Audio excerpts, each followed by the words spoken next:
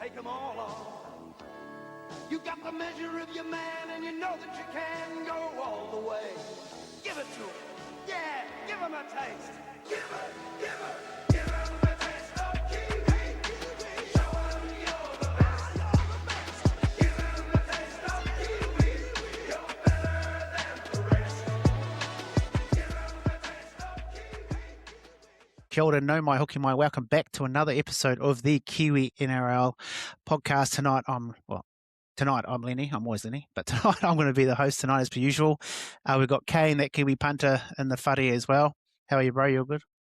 Yeah, good man. Excited for actual footy to be back this weekend. No more preseason. It's The real deal. time. It's The real deal. All right, and we've got a guest on tonight. He's probably got a bit more mana behind him in the rugby league space than we do, doing what he's done.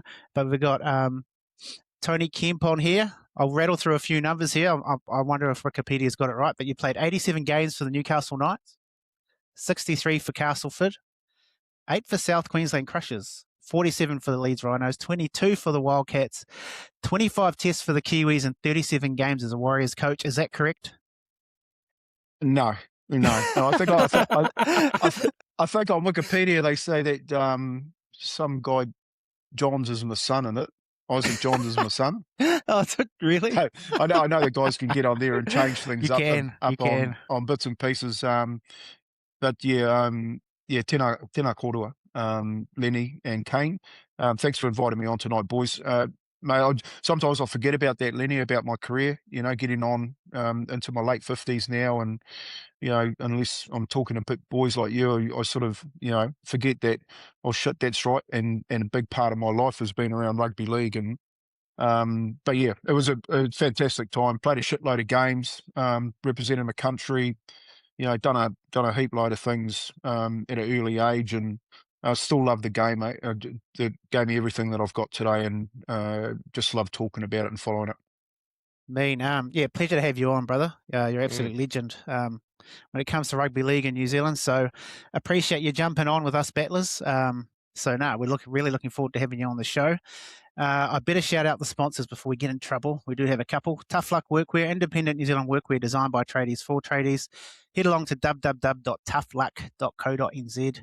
Use the code Kiwi NRL, all caps, you get 10% off. They've got high-vis, tradie gear, all sorts on there. Also, shout out to Fitzone in the great towns of Matamata, Te Aroha, Paeroa and Waihi. Get along there. They've got a 14-day trial for $14, so you can try out the gyms there. And also, shout out to Dre at Mortgage IQ. If you are looking at getting a mortgage and getting into the property market, get a hold of Dre at Mortgage IQ. He can sort you out. All right, enough of that stuff. Kane, we're going to run that Who's That Kiwi section again. So what we do, Kempy, is we've got a few questions. We're going to try and guess what Kiwi player he's talking about. Kane's reckon he's got us a good one this week. So fire away, brother. Man, I had the pressure on me last week, so yeah, it's time to put it back. All right, let's go. Clue 1. Born in Auckland, playing his junior footy for Manurewa. Oh, could be anyone. Could be anyone. Manurewa. Marlins. No, next clue, I reckon. To make it a bit finer than that. Right. Clue 2. Played 240 NRL games and 6 international caps for Samoa and Kiwis. Now, was that 6 collectively or 3 each? Yeah. Or? Nah, 6 collectively. So 2 for Samoa and 4 for Kiwis, I believe it was. Okay. And 240 NRL games? Yeah.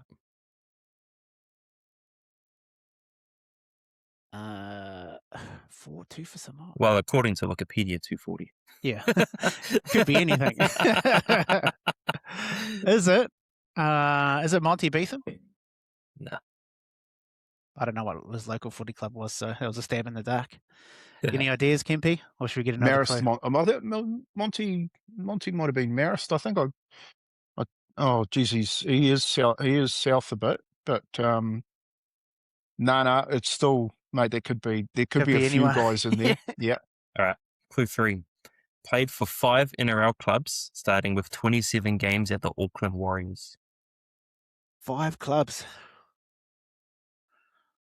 Starting with 27 Warriors. Okay. Yeah. There's a key word in there too. Auckland Warriors. Okay, yeah. So early days. Shit, Ready 5 for different next? clubs. Yeah, you're gonna have to. Shit, these are pretty good questions. Yep. Is it so he played for Samoa or Tonga? Samoa. Is it Nigel? No. Keep going. Yeah, next question. Made his Kiwi debut in 2003 after playing for Samoa in the 2000 World Cup. Oh. Shit, you've got a good one here, Kane. Is it Joe Wagner? Be close. He's pretty close. Okay. We said Joe, won't be Joe. Played for Samoa in the World Cup and then the Kiwis. And played 244 NRL games. 240. Yep. 5 240. NRL clubs. And 5 different NRL clubs. Yep. Shit, who is this? Ready for the next? You're gonna have to, yeah, because I've gone blank. Okay. Has won 2 premierships with 2 different teams. One in 2003 and the other in 2011. Is it Joe Nullivel? Yeah, One of the Panthers. Yeah, I was about to say he's There one of you those go. Panthers boys. There you go. Well done. Well done, Kemp. You get the prize, which is absolutely nothing. So That's called hard luck. Hard luck. I thought there was a dating agency that Kane was visiting. Shit, I was running out of clues, man. yeah, that was a good one though. That was a good one. Yeah, it's good. The Yeah. first person that came to my head, I was like, shit, that's random. Nice. He played for Manarewa. That's like 2/3 of Auckland. Yeah. 2/3 of the Kiwis. Yeah, when they say the first name that came to mind was Manu Vatave. I thought, oh, geez, might be Manu. Yeah, Joe, mate. Joe was with us in 2001 at the Warriors, and just for some reason just couldn't really crack into the team. Like he had a few injuries, and all of a sudden thought, he didn't really. Ando didn't really give him a crack. We had Ali, Logan Swan, Owen Gutenberg, all playing really good footy back then, and Joe he thought, oh, should I better go to Sydney? And all of a sudden, 2 years later, played us in that major semi. Yes, that's if right. you guys remember, and beat us and went on to win that comp in 2003. So what they call them is the Hair Bear brothers with Tony Puletua. That was the next clue. Yeah, they had a great team. Yeah, his old mate Reece West have been in the news lately. Has he? Ryan Girdler in the centres. Yeah, they had a great footy team. Big up front, Gower leading them around the pitch. A shitload like our team. With Ali and Stace, and it was pretty.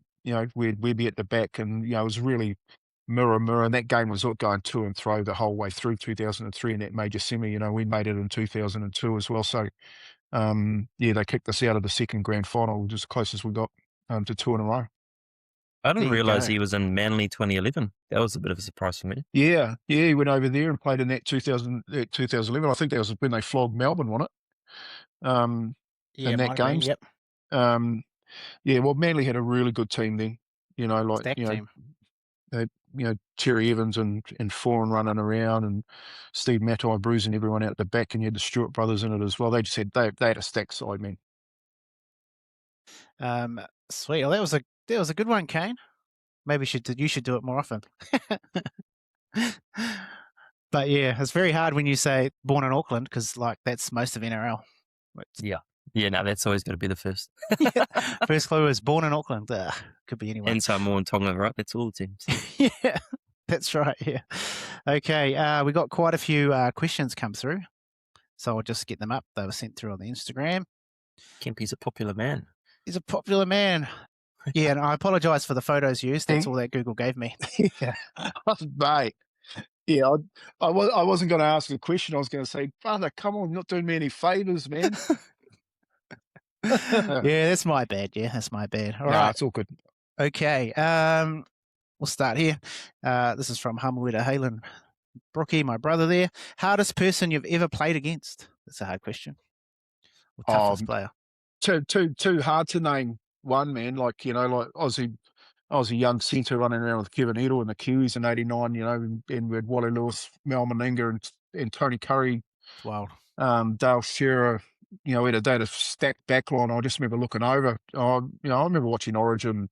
I think I may have watched the first Origin when Lewis was in that side as a reserve with Arthur Beats, and Wow, on that's going back a used to bit. tape it on a VHS and get it sent over from Aussie so we could watch it. Yeah. And here I am 9 years later playing in that game. You know, and I don't think, you know, there's too many blokes to name to be the hardest. You know, the Kiwi guys were just as hard as, you know, you're playing against them in club football. Even Tonga, they nearly beat us in that '95 World Cup. The If World you remember, Cup, you know, yes. Reggie kicked that drop kick. But one of the guys in my early days when I was on that Kiwi side was just thinking, how the hell am I going to get up and stop Mal Meninga, mate? Because he was at the back end of his career. Yeah. Yeah. You know, and just a beast of a, you know, 89. I think they may have beaten Penrith in the Balmain in the final. And he was always just a challenge to get your hands around you. Yeah. Him and another guy called Gene Miles, when you come up against those two, and even Beast, man, Kev Edel, when he was, you know, I played him at Carlisle Park. If you remember, we packed out Carlisle Park that day. Newcastle played Manly there. And me and him have known each other since we were 13, you know, so we played against each other for years. And you look at Gene Miles, Mal Meninga, and Kevin Edel, you know, 6'3" and run like the wind. And then little Tony Kemp back in those days, I was 92 kilos ringing wet, you know. Yeah, that it wasn't so much the toughest one physically. Mentally, it was getting your head right when you come up against them blokes was pretty tough. Yeah, I for bet. sure. Something different. All right. Sounds like you might have a bit of an influence to get Kale Edel into the Kiwis. Yeah. Well, would he ever play for the Kiwis, or do you think he's just? I said to his father, cookies? he hasn't got his, you know, hands like a digital watch, mate, like his old man did. You know, he can actually catch a ball. But I actually texted this old man. I said, geez, not only can he catch a ball, but he can tackle both. You know, so Shit, yeah. So Kev lives up in the islands. He's doing a fantastic job up there, and he's Cook Islands too, you know, like he was living down here in GI. He was, you know, Richie Barnett's a GI boy. They were pretty proud when they're down here in New Zealand, but he's ever since he retired, he's lived up in the islands, Kevin, and his boys growing up there. So if we do talk about the Kiwis tonight, like I'm a real advocate that you play for your country. You know, this Origin rule, you know, you guys may have heard me talk about that for years. Like, wake up, you know, it was always going to happen. You know what I mean? That's what I've been saying. It should be called Country of Origin for years. Mm-hmm. But, you know, when KL goes back and plays for Rarotonga, I had a chat to Kev Edel last year, and he said, a couple of boys, you know, they don't know whether they're going to play for us or play the Kiwis. I said, mate, when they're like that, just brush them, you know, go and let them play for the other team, because you want guys, when you pull on that jersey that Lennie's got on, there's no doubt in your mind that that's who you represent. And Jerome Hughes coming out and saying what he said this week about, hey man, I'll be just taking the money. That's a really ironic statement, because it has been the money for years that has been behind Kiwis playing for Origin. Yeah. And I reckon that statement will go down in history as the same statement as Benji Marshall made when he said, I was in the junior Kangaroos, the brothers were doing the haka across the other side, and I just knew I was in the wrong team. Yeah. You know, so if you're gonna wear a jersey, make your mind up and just play for that team, bro. Get on with it. Yeah, for sure. Love that. He seems really passionate about playing for the Cook Islands too. KL. So. Oh, he's pretty good with that. He's pretty good with their little haka dancing too, bro. Love it. Love watching those boys do that. He's got his mother's looks too. He's a handsome fella. All right. This is from Timo. Favorite Kiwi player that didn't get to wear a Kiwis jersey? There's two, bro. There's two. Craig Innes and Johnny Schuster. I got to play with Posty. I think it was 91. We were playing the Poms, and Posty was like 18th man and didn't get a good run on the Kiwi Times. I think he may have played in the Colts, but I played with him at Leeds when I was over there. He's just I remember watching Posty play for Auckland down in Wellington when I was playing for Randwick. I went to watch Auckland play Wellington in Athletic Park, and he was an 18-year-old running around on the wing down there. JK was on the other wing. They had a stacked team, Auckland. Wow, yeah. Shu was actually playing the centres that day. and I played with Shu up in Newcastle, all those years, and just left an indelible footprint on that Newcastle whānau up there. And I always thought that if it wasn't me and Beast, who had actually put the time in, going through, because me and Beast made the under 15 schoolboys together, under 17s, under 19s, and Kiwis all the way through. We were sort of earmarked for those. We had to play ourselves out of the Kiwi jersey. Yeah. But I always thought, and I still do now when I watch some of the footage, I go, man, how did those two not play for the Kiwis? Yeah. Craig Innes is a good one. He's a good one. Yeah, Posty's a good man. Absolute legend. Actually, originally from Matamata too. Yeah, he owned half that street down there, bro. Yeah, that's right. Over where the bakery is. Yeah. I think he's the only person from Matamata ever to make the NRL, actually. So there you go. Yeah, and win a final. And win a final. There you go. Yeah. And win a final. Yeah. Yeah, he's a bit of a local legend around here, actually. Sweet. All right. This is from Kane. A lot of talk about the Wars starting lineup. What's your combined starting 13 without injuries? So combine, you mean all of us? Oh, yeah. Yeah. So you want to run that from position? Yeah. All right. So fullback, who you got? I reckon Tuapiki. What about you, Kempy? Oh, no, I think he'll stay with Chance.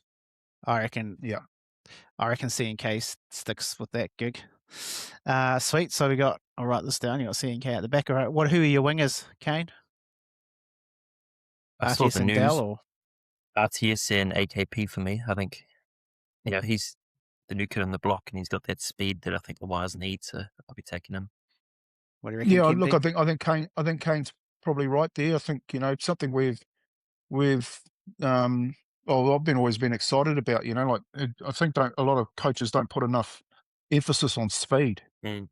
In your side, speed causes just so much havoc, especially with the lines these days and the way that they defend. So I think he's got to go with the new bloke on the wing. I think if Roger's fit, that's probably where he'll start as well. Yeah, sweet. You're right. He's got speed to burn. He's got outrageous pace. All right. So we've got AKP and RTS. Who are your centres, Kane? Who you going? So this is the tough one. I think Pompey's earned his jersey. I think the last few seasons there's all that talk about. I think he's earned that jersey. And I think Leotau was the kid on the block there. He's not really getting his shot. We saw last year he got dropped for a bit. It was a bit surprising, but I think he's got a lot of talent in him. So I think, let him in. Yeah. What do you reckon, Kempy? Yeah. Look, Leotau's going to be a big boy. I think if you look at him in 4 or 5 years' time, he's moving in a couple of slots. May play 13, be a middle, end up being a middle forward, but has the agility in that. I think any one of those, Dimitri has the same agility, and Lecker. They're sort of the three kids that are coming through that could probably play in that spot. Mm-hmm. But I think you've got to give Leitao a crack. I've always said that. He played plenty of first grade last year.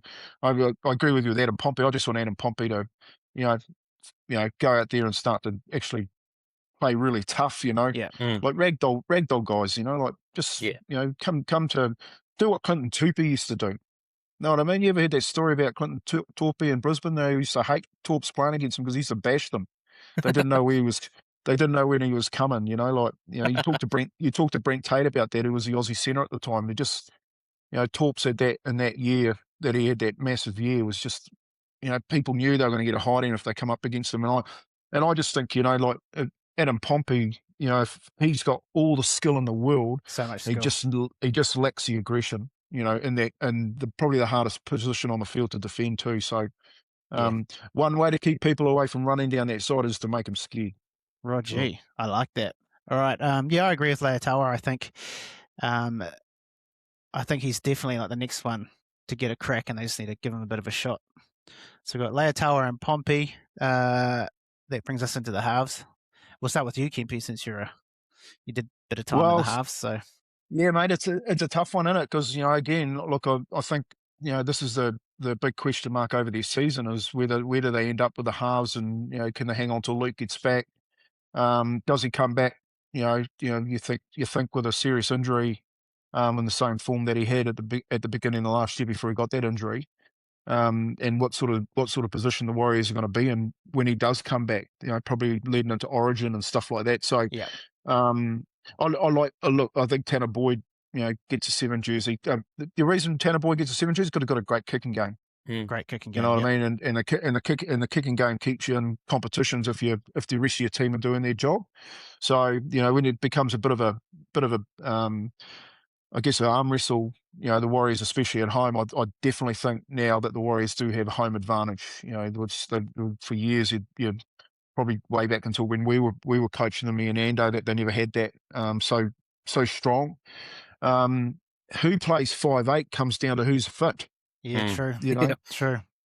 So the Kane Toapiki position at fullback could play that position if they're not playing their cards too early and throwing Chance Nickel-Clockstead at 6. Yeah, possibly. You Yep. know? Yep. So Played that before. I think that comes down to whether or not Tavita's ready to go. So it's unfortunate for the Warriors that they're starting the season under a cloud, especially in the spine area, because if you look through the competition, Yeah. there's some pretty decent spines running around this year. What's CHT got? What's the injury he's got? Do we know? Well, they're saying a calf, aren't they? Oh, yeah. Like, I don't know if you boys have done any game time or stuff like that, but when you get a calf injury, it's one of those ones that if you don't manage, they're real niggly. Yeah. And then when they come back, you can feel it.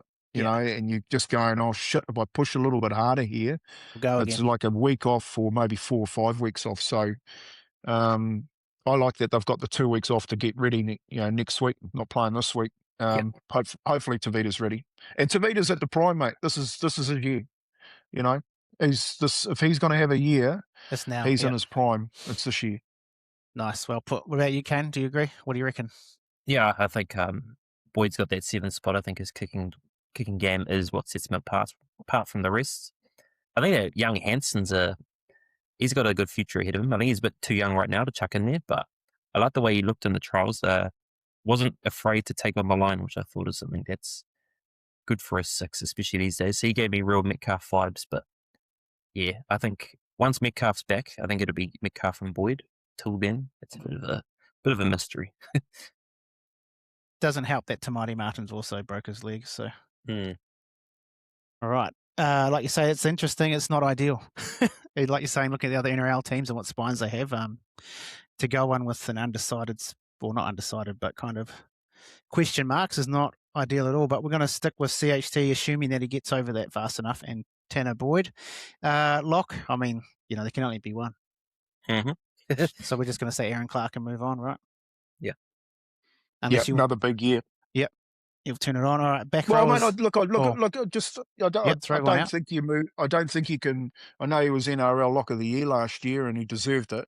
But he's got 2 kids breathing down his neck, man, and Lecker and Dimitri.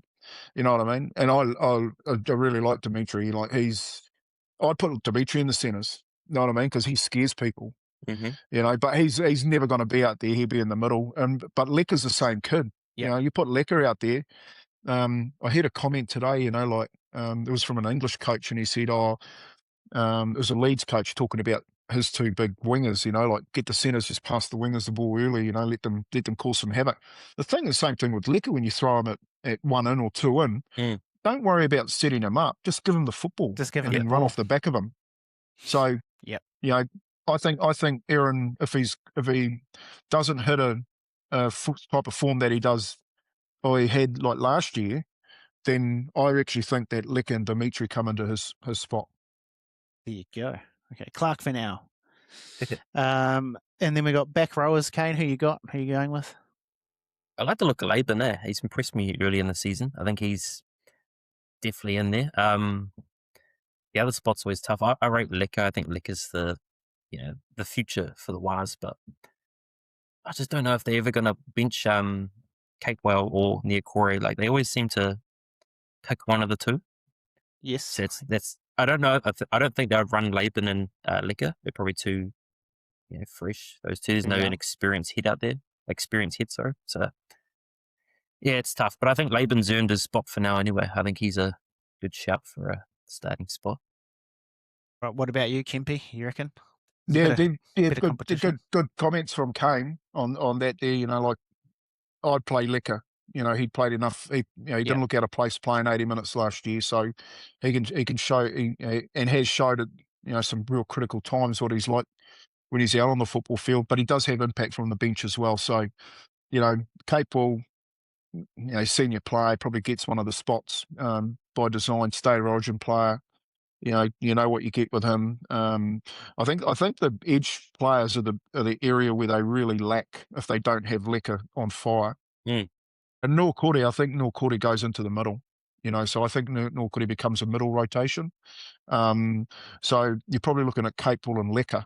I think Capewell stays out on the right hand side, and you throw Liquor on the left hand side. Would be my pick, and then bring Norkuri off the bench in the middle. Yeah, I agree around your points with Norkuri. I think he's I prefer him as rotating in the middle there. And like you said, Capewell's he's almost just a default pick, obviously, just with all his experience, like Kane was also saying. Mm-hmm. It's just a shame for Laban, but yeah. Yeah, look, Laban's he's a great kid with a heap of potential. And he's got a lot more size to come. He's still he's a young buck out in the paddock. So another season in the paddock, and he is looking good. I reckon his year's next year, the year after.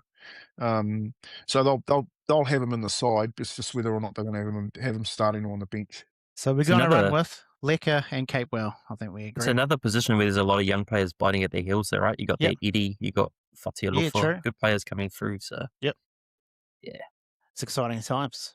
What does that leave? We got hooker front rowers. So, Kempy, do you want to take the lead on that one? Who are your two? Well, obviously, Mitch and Fish.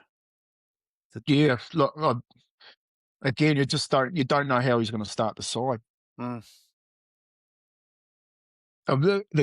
guess for me, the comments in and around how they have trained and that they want to start really fast may be that he may even start Norkuri in the front row. Yeah, could do. Yep. So he wants people that can get off the line fast. You know what I mean? You're taking both sides of the offense and the defense together. So you don't want just a good carry and a quick play the ball. You want speed off the line, and you want an up tempo, and you want a good kicking game behind it, and a great kick chase, and a bit of a strangle going on. Yep. I think the lock in front row is Egan. I'm going to look up. I think, if you're looking at, we're lucky our bloke didn't get time on the sideline, got off that call this week. Yep. From the weekend. Possibly, yeah. I'm just thinking leg speed, even Dimitri, mate. Yep. Because Dimitri's got really good leg speed, and so when you're looking at that makeup of that, say you're taking his comments, around, we just know we've got to start quick and we train really fast and we're just ready to go. If you're taking those comments and looking at them a little bit deeper, you're just saying, well, I want a really mobile forward pack. Mobile, yep. And Liquor would probably, Dimitri would probably start alongside Jackson. And Egan, and then he'd have the same in the back row, and he'd really try and get the line bent, which you're going to have to do next week. Otherwise, if you don't do that and you allow their spine to come on the front foot, they're going to get tired, So yeah, I think for me, I can't talk highly enough about Dimitri and Liquor. I think you tie those kids up, they're your future. But I would play them, mate. I would play them. This one of the things we did back in 2000. Like we had Fika Palliasino. I remember Ando bringing him into the training room and said, "Oh mate, we've got to get Fika fit," And we paired him up with Monty, and Monty ended up taking him and he flattered with Monty and got him on the right food. But I was assistant coach and trainer. So I used to have Fika every morning, mate, just doing beat tests and all sorts of little, all these exercises that just burnt him out so he could get ready to, so we'd play him for 5 minutes, and then he'd go to 8 minutes, then he'd go to 10 minutes. Yeah. And I think when you've got young people like Lecker and Dimitri, I think we've seen enough, mate. Like let him loose. So I'd start with Dimitri. There you go. What do you reckon, Kane? Yeah, I like the comments about Dimitri. I think he's a great player. I think he's got a good engine to him. You can see whenever he gets the ball, he's really fucking going forward. There's no, he's not one of those little take a soft hit up. He's never going to take a soft hit up, I don't think. He's always got that mana in him. I think him and Fish is a good pairing. But yeah, once Barnett's in, he's in the 13, so it'll just be where he's fitting in, I guess. Yes. It's a good problem to have for sure. Yeah, I'm just offering up a little bit of a different perspective, like Fish and Barney. Like Barney get the news today. He's heading back overseas next year. They'll set the tone, definitely Fish and Barney. But does he do that? Does he go, well, let's let them deal with Dimitri first, and then bring Fish and Barney behind it, and really put the pressure on. This is the coaching mentality. Because they'll be expecting Fish and Mitch to start. Everyone else will be here. So it's a little, something else to throw at them. I like it. Yeah, and you saw with Dimitri and Lecker, they couldn't contain him. They with Fish and Barney, they know what they're going to get. I mean, you throw something. You look at the late '80s in the Kiwi team, Len. When Lowy would throw Nicky Wright at fullback, throw Joe Roparty on the wing up against, who was it? I think it was Eric Growth. Yeah, it's true. And you go, shit, who are these? Who are these guys? Blokes? And before you know it, it's too late. So I think we're seeing what they can do. It's a matter of time. They don't have to be at rocket science. Barney and Fish will probably start, but what are the coaches thinking about? How they're going to beat the side? Yeah, for sure. I like it. Well, we're talking about Mitchie. This isn't a question. No one sent it through, but how about this? If you're going to replace Mitchie with a current Kiwis player, you can only pick one, and you can have any of them.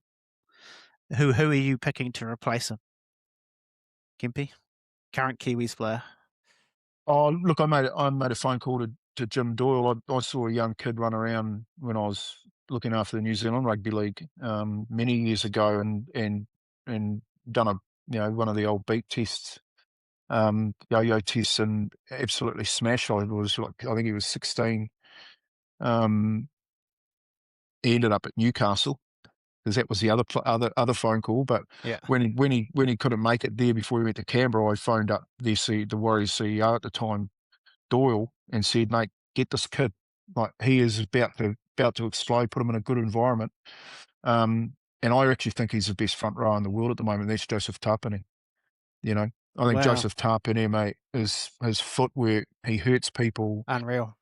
Yep. He gets aggressive when the chips are down. He doesn't like losing. He understands adversity. Comes from that upbringing. Mm-hmm. And if you bring him back in with all that mana that he's got, similar to what they did with Fish. Yeah. Mate, I think the Warriors would grow another leg with Joseph Tapine in their side. So you're telling me you spoke to the John Doyle about Tapine, and they passed on him basically. They basically, they basically passed on him. Well, mate, I did the same thing with Sonny Bill Williams. You're kidding. I got sent out of the change room to go and have a look at him. He was training. We had great boys back then. We had Manu, Jerome Roparty, Ivan Tumavavi, Hami Luaki, and when they said this young kid's down there, go and have a look at him. I used to do the night trainings. It was sunny, and it was down on the number 2 ground at Ericsson, and I just was watching him, and he was skinny. He's a rake, but he was. I played with another kid like him, and I went back up and I said, mate, I said to Andy, that kid down there, the closest thing I've seen to Adrian Morley. That's true. Yeah. At the same age. So Adrian Morley played first grade with me at Leeds as an 18-year-old, mate. He was devastating. And we saw that, what he went on to do. Absolute animal. And he signed for Canterbury the next day. So, there's talent, like you can see it. Everyone's got it, but it's sort of, when you're looking at it, it's like when you're looking at the Labans and the Dimitris and the Lecker, you're sort of looking at their body shape and you're going, oh, you're great now, mate, but if you can just hold that form and grow with the size, if you look at Meninga when he played for Souths, for instance, or if you look at Beast when he played for the Kiwis in 88, when you look at them in 90, 93 and 94, they're Totally put on another different. 8 kilos, mate. Yeah. Their body shapes changed. They're just different people. I just, if I was going to sign someone to replace Barnett, I'd go after Joe Parpany. Yeah, I love that. Love that. Don't love that. Don't love that the Warriors passed on him. That's all right. Just another one. Kane. I think that sums it up perfect. I think he's the prime target, right? If you had to pick one name, it's Tarpany. I think he has that mana behind him and that will to win, which I think is just huge. We've seen Fish brought that culture into the Warriors recently, so I think just to carry it on. I mean, that'd be crazy. Imagine if they did get taps. Oh heck. Cool. Yeah, I agree. How could you not want taps if you had to pick one and you got them? That'll be crazy. Okay. I've got one more question. The lad's Smokey for Dally M from Brilly89. He's also sent through who his is with a full-on explanation, which he wants me to read out. But anyway, lucky he's not even on the show, but lucky you're a friend of the show, and he's usually a co-host as well. But anyway, I think Dylan will take his Kiwis form from last year into the night setup with a pep in his step in the halves, has a chance to make a statement and lead them. Also good for the Kiwis in the future of getting some chemistry with Ponga if he comes. Watch this space. There you go. He reckons Dylan Brown for Dally M. I'm still a bit worried about their forward pack maybe providing the platform and their rotating sort of spine thing they have going on the last few years. Kempy, what's your thoughts on the Newcastle Knights situation and who would be your Dally M Smokey? It doesn't have to be Dill Brown, it can be someone else. Yeah, well, mate, Dill Brown should have got the golden boot. 100%. Mate, you got journalists in England picking that thing. They've got no idea. Obviously, yeah. I remember one year we went up there. They picked the winger, mate. We never even heard of him. And I think Benji was in it. Like, you had Benji and you had some other guy from Aussie. I think Lockyer from Aussie, and then this winger from England. And the winger got it, and we were like, "Oh fuck, mate, that's embarrassing." It's a bit of a joke. But Dill's deserved that golden boot the way he played for the Kiwis at the back end of last year. Unreal. And just to talk on the Newcastle thing, and I know the Kiwi boys, but Kalen looks like he'll come back to play for New Zealand. He ain't going to get the jersey off Reece Walsh. Reece has got that locked down. So why wouldn't you? And you'd take him back because he is a Kiwi. Let's not forget that. So it's just he was in a state of confusion for so long. That's it. State of confusion. Hook him, my mate. Come back home. Don't have all those palmuckles on your arm for no reason. That's it. And the other thing with Dills, you forget Crossland too at 9. So what you're getting a look at this weekend is you're actually going to look at the Kiwis, potentially the Kiwi spine. True. That are gonna get to play with each other week in, week out, and then come into the World Cup year, which is going to be really important. And if you go back to all the best World Cups that Aussie had, you go back to the Walters brothers, at half and hooker. You go back to Melbourne spine. They played all year, and then they play on the Kangaroo side. So Crossland's, another year older, wiser. Been in that environment, played well at the end of last year. No one's mentioning him in the mix. For me, I'm looking at the Newcastle side going, I guarantee you that Holbrook's looked at it and gone, mate, I've got the Kiwi spine. Yeah, you know what I mean. I think that's a Newcastle interesting part for me with the World Cup year coming up. A real big debate around the Daily M's, because again, there's people that select it and you go, shit, how did he get 1 point or how did he get 2 points? But it generally comes down to your spine players, Mitchell Moses, Jerome Hughes, Dylan Brown, Kalen Ponga, Reece Walsh, You know, you may throw in Tedesco, just missed it again last year. I think it's the same. It's like that every year. I think, you know, if you ask me this question after round 6, I'd give you a better idea. Yep. I like the Dylan Brown thing. I'd love Dills to have a really big year at Newcastle. When 100%. I played there, I think it's great if he goes into the World Cup with that type of form. He brings Kalen with him and Crossan with him. If he does do that, and and they do play well, they go into the 8. I think Dylan and Kalen will be in that NRL mix for Dally M. Big one for me though, bro, is Jerome Hughes. I think Jerome Hughes is, that comment that he made. Again, I'm a type of person that listens to someone say something and try and pick it to pieces before I say something. Yep.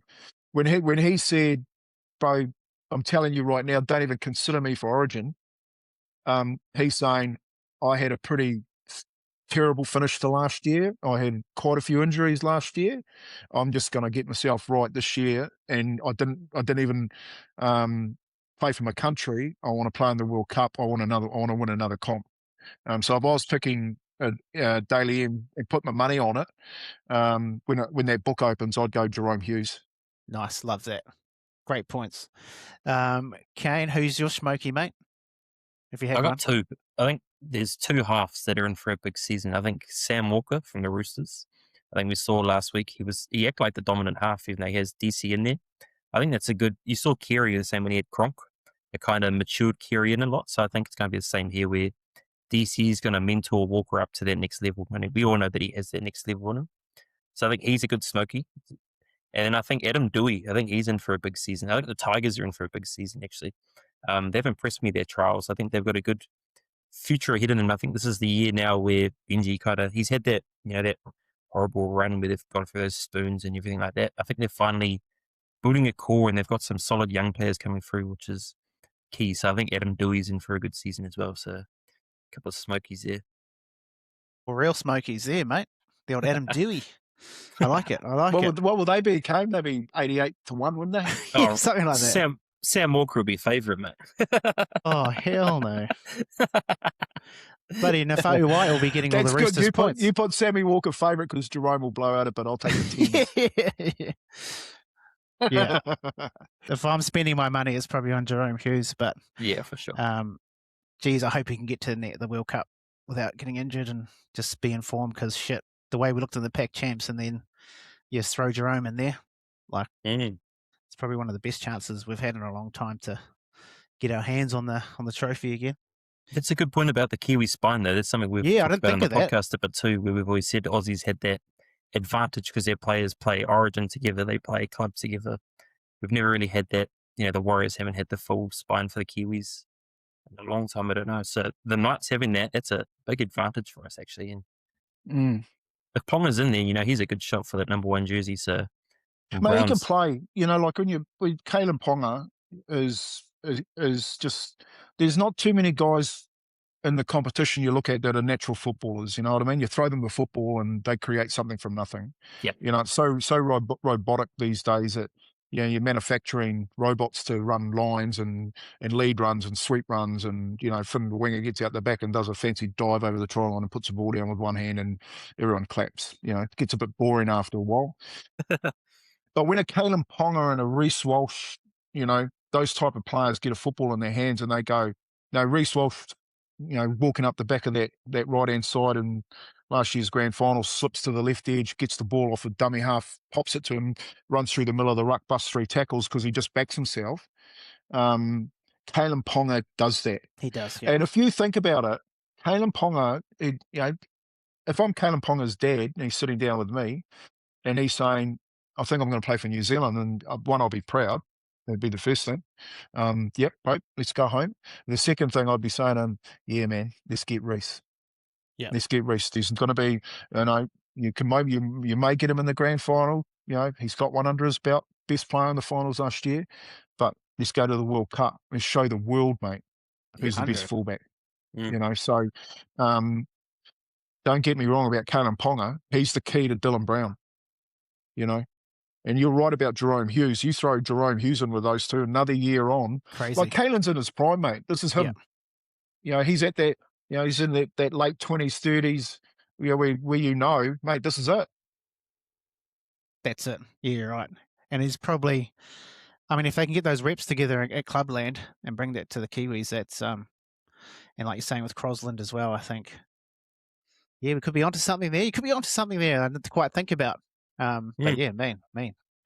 All right. Did I have a smoky I for Dally? I got something else about that. Yes, you go. Yeah. Let us know. Because when you come from my days, and I played 5'8", we had some good 5'8s and halves coming through, but we didn't sort of have what's coming through now. Yes. And you're looking at one of the big things I'm pretty excited about is Brandon Smith being back. Yes. Yep. So, and saying all the right things, and like I get a Brandon Smith at 95% in the right headspace. Yep. Mate, he's in the Kiwi team because he can cover your middle. He can cover your middle. He can cover your hooking. He's dangerous, and hopefully his form. Souths look really good. I think their backline especially. They're the smokies this year to look at. Yeah, 100%. But then you throw Benji's younger brother in there at hooker. You got Crossland. You're starting looking at some depth. Yes. And I think when you're looking at that from the Kiwis' perspective too, they're not kids. Like, you're talking about a group of people that if you were the Kiwi coach, like your Stace, you're going, man, I'm getting guys right at the right time of their career to win me a World Cup. Yeah. Mm-hmm. I've just got to get the right team together to support them. Yeah. Jerome will want to win it. Dylan showed us he was the best 5'8" in the world last year. You put Kalen at the back there, which fixes up a little bit of I know Kinney went really well there last year. The young boy, he looks really good too. But as cover, you're looking through the whole spine area, you're thinking, man, we're going to have to leave some good players out. Yeah. Yeah, and you're right. You're right. Kinney's got a few more World Cups in him too, right? He's still a good young head. So, yeah, I do agree with that. Ponga's in his prime now. This is probably that time. It's a while away yet. It's a while away yet, though, but I'm getting excited. I got a question for Kemp, kind of a left field one. Super League. So we saw last week the Broncos game and the crowd they had up there. So you played a bit of Super League in your time. They always talk about it's still got a lot to grow, but what have you noticed in the game now compared to when you played? Has there been a lot of growth? Because, everyone says that Super League's still a step down from NRL, but I mean, we saw on the weekend, they're not that far behind, and those crowds, they love it over there. I think it's great. Yeah, look, I was actually touring with the Kiwis when Canberra played Widnes in the first World Club Challenge at Manchester United's ground. That was at Old Trafford. I don't remember if you guys remember Kurt Sorensen, yes, Martin O'Fire, Jonathan Davies were playing for Widnes, went on to have great careers. They beat Canberra that night, Laurie Daly, Ricky Stewart, all those boys, and no one really picked Widnes to win it. But I think the thing you forget is that, and you guys would have been. Have you guys been up there to see an English game? I haven't yet. No. So you can get up to an English game, all right, and there could be 25,000 people in a grandstand, and it isn't Mount Smart. It is Eden Park when the All Blacks play. You know what I mean? It is just phenomenally. It's like there's another, 50,000 people in the ground, and they're sitting on top of you and they're singing songs the whole way through it, and they're talking about you, and you talk about the different motivations in the NRL compared to England. Motivations in the NRL is form. You don't want to. You're on TV all the time. You don't want to be, dropped, and you got this amount of stress and pressure on you. Up there, you don't want to let your fans down. And I think people forget about that, like going up there and thinking, Brisbane, the way they won the grand final, I was not one of them. Like, we're going up there to give Halkar hiding, mate. History tells you that you're going up there and you're going to have a battle on your hands. Mm-hmm. Manly had a battle on their hands. Brisbane had a battle on their hands.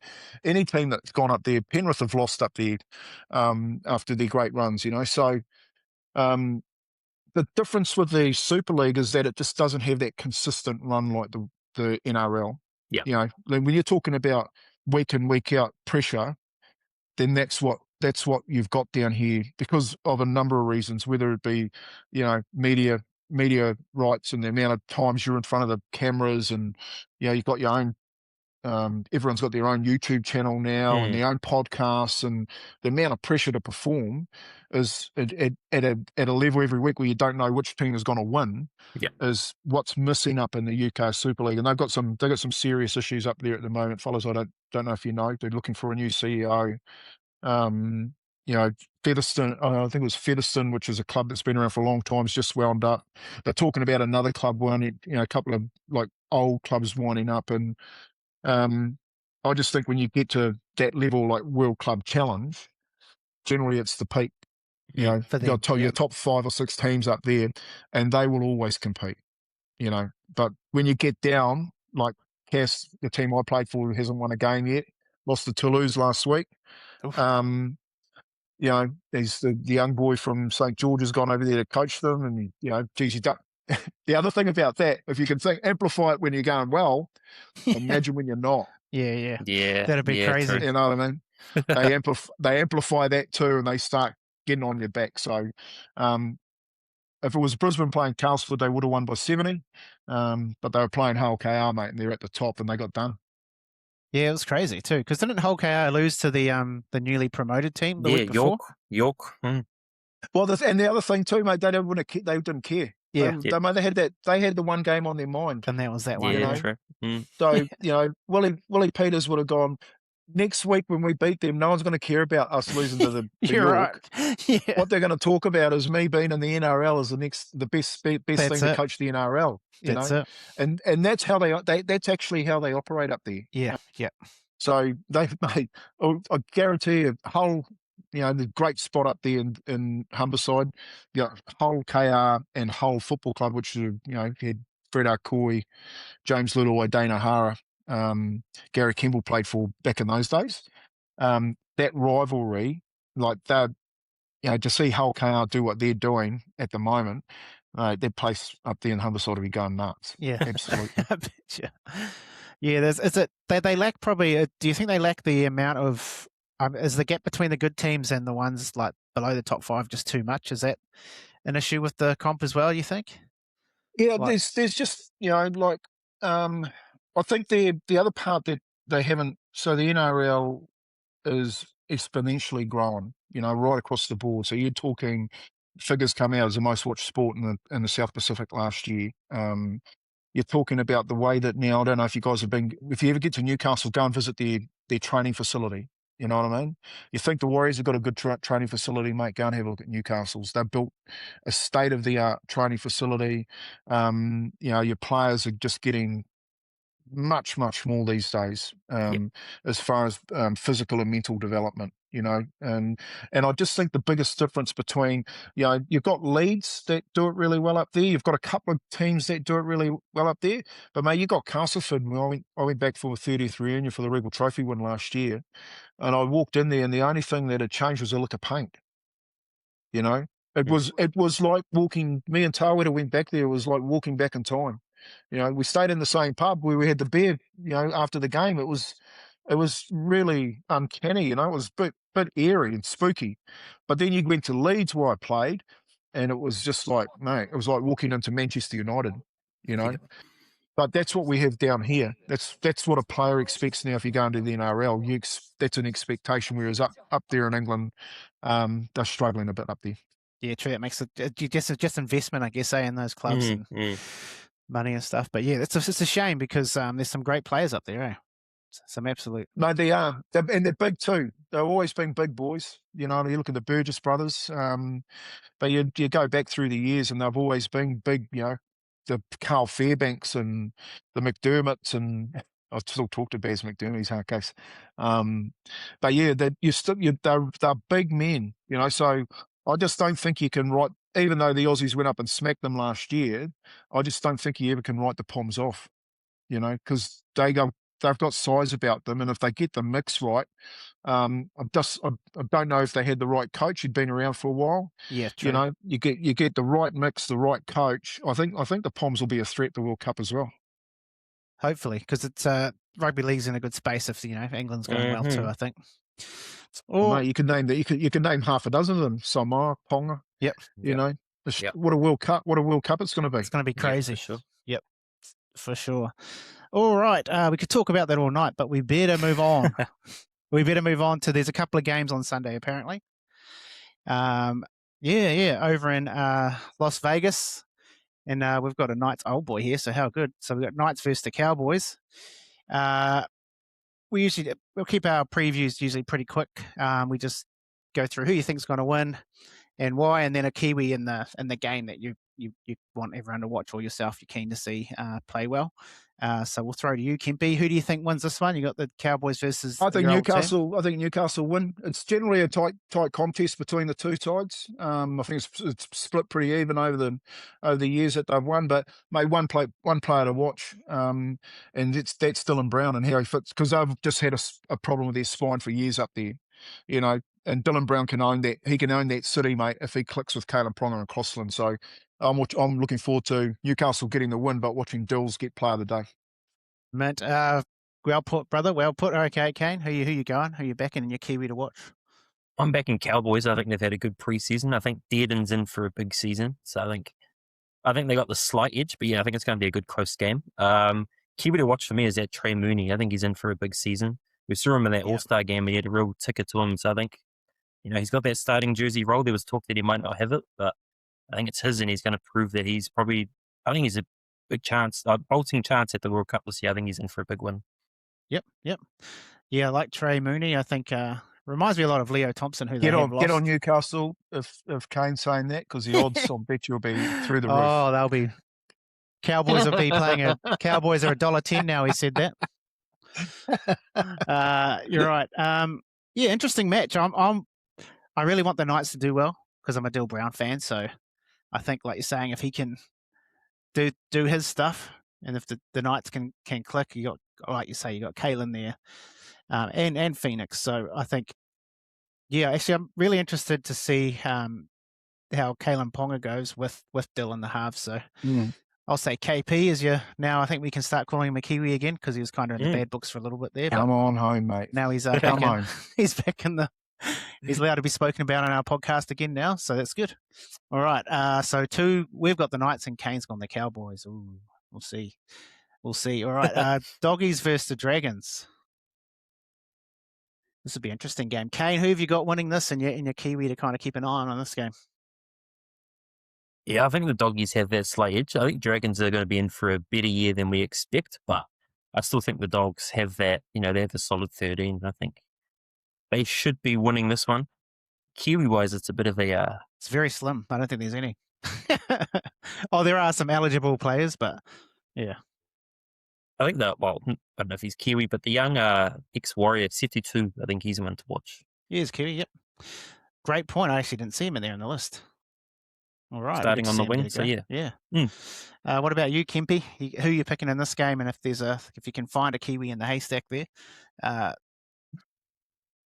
think the Dogs, there's apparently, a number of their supporters going over there. It'd be a little bit like a home game for them compared to St. George. Not that impressed with St. George at the moment. I don't like talking too much around the first half a dozen rounds, but I just don't see St. George really kicking on too much from last year. I think they'll win the odd one, but I think they'll still finish up outside the 8. Whereas Canterbury I'm picking will be right up there.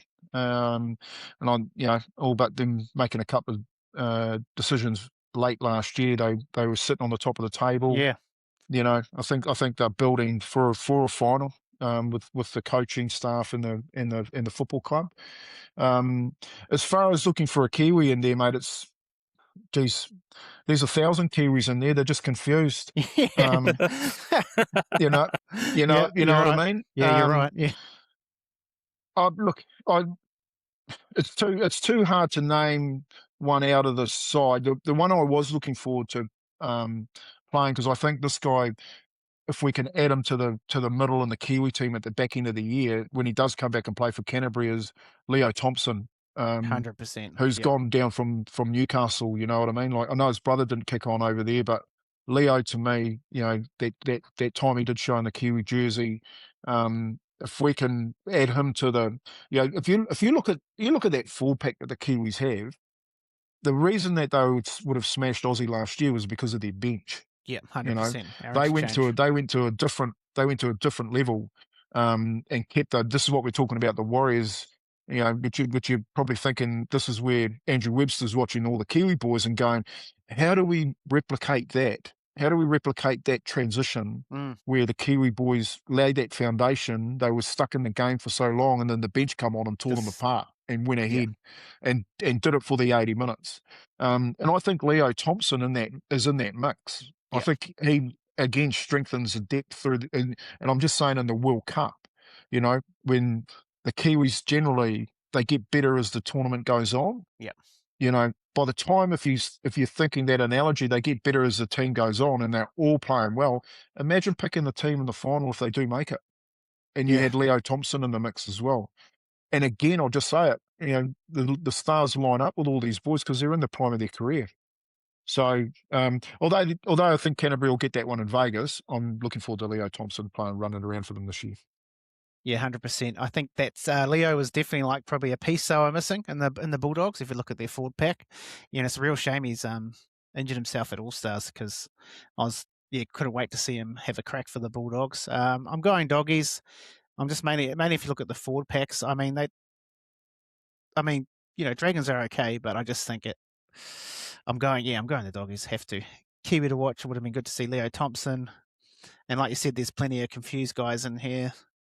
80% born in Auckland, but if I'm going to name one, I'm going to steal him back. It's probably Tupanua. Tilly, shit, that shot he put on last week was a beauty. But I think if he kicks on for them, like obviously you're a Roosters fan, Kane, so you understand how good he is. If he kicks on, you know, I think he's going to have a cracker year. He hurt my wallet a few times last year. I can tell you, he's one that runs a mint line and falls 1 meter short. Yeah. Didn't quite get there for you, did he? Oh. All right, so got just me a out of my couple of seat, games. Yeah, that's right.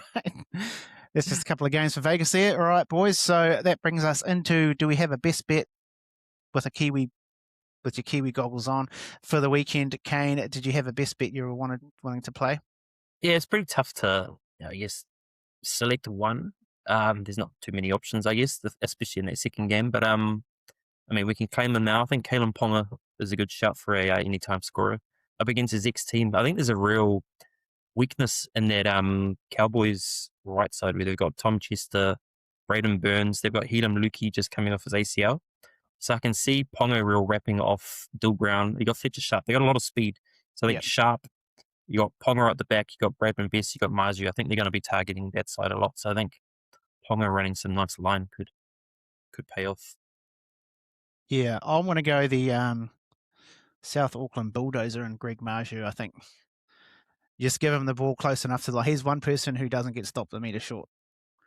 he will find it. He might not dive and get a try like Dowell, but shit, I love the way he plays. So first try for me, bit of Greg Maju action.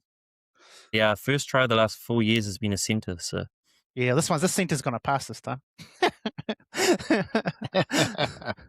What about you, Kempy? If you're spending a couple of bucks, I'm going to wrap this into an all sorts around a Kiwi, and I think a very good bet on the weekend is a multi in try scorers. I think if you have a look at Greg Marzoo to score a try and multi that up with Murray Tuolagi to score a try in the same game. All right. And then multi that into Bronson Zeri and Stephen Crichton to score a try. There you go. What's that paying? Be paying a bit. It'd be paying for Kane's hard luck story on his his swiping right. Be paying for his dinner. Yeah. Especially, I refuse to bet on Bronson Zeri. Oh yeah, that's right. Yeah, I think Bulldogs will put a score on. Yeah. Score. Yeah. Do you think Vegas changes it at all? Is it a bit more compact? Yeah, true. That's a funny story about that. Got a funny story about that. We played the Kangaroos in a 100th anniversary out at North Shore, North Harbour Stadium. I had a chat to the groundsman and asked them to pull the field, and I think it was 3 meters. but we pulled it in 3 meters, and then I think at the time you had a I think your minimum was a 5 meter in goal, so we went right to the minimum. I don't know if you go back and watch that game, and you'll see the lines. You can see the lines being pulled in and shaped the field, and we ended up giving them a hiding that night. That's right. Yeah, the North Harbour game. Yeah, the North Harbour game. What year was that? So I can try and find it. Do you remember what year? 2003, early 2004, 2000s. somewhere around there. Yeah, sweet. We'll early 2000s. Thomas Littlewise's first game as a Kiwi. There you go. Played halfback because we lost Stace. So, yes, it will be a little bit more like that, but I just don't know. I don't think it'll worry. Generally with the lead runner and the sweep, the wingers score, and I think against the St. George, if you've seen that young kid for South run around Sawley on the weekend, I think they're going to have a nightmare. Zeri goes at 100 miles an hour, and Stephen Crichton, if he sees half a crack, he's going to go. I mean, yeah, the Moses Suli card, we've pulled that a few times last year, didn't we, Kane? Sure. Fortunately, the big fella doesn't move, what's the word, move laterally that well. Cement boots. Yeah. And it's paid us out quite a few times, but yeah, well cited. Sure. Well cited. All right, that's us. Kempy, thanks for jumping on, bro. Appreciate it. I know you've probably I appreciate it, boys.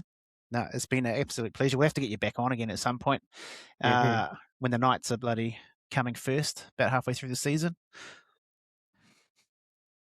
It's been a long time. It's been a long time since the Knights have been up there. But no, thanks a lot, boys. And enjoyed it. As you can tell, love talking sport, especially our game.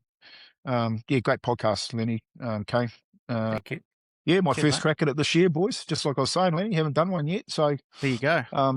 Back in the market, fellas. Here it comes. In the market. Tell everyone I'm back in the market. You want to listen to some shit? Give me a call. You got to swipe left. Is it left or right? You got to swipe. I can't remember which way. I'll take the glasses off, mate. It's a different guy. All right. Yes, thank you everyone for listening. Don't forget, if you don't follow us already, follow us on Instagram, Facebook, TikTok, on YouTube channel, Kiwi Podcast Network. We're also on Apple Podcasts, Podbean, just anywhere you get your podcast, Kiwi NRL Podcast. You can find Kane on Instagram under that Kiwi Punter, and on Betcha is that Kiwi Punter. And you can find Kempy everywhere.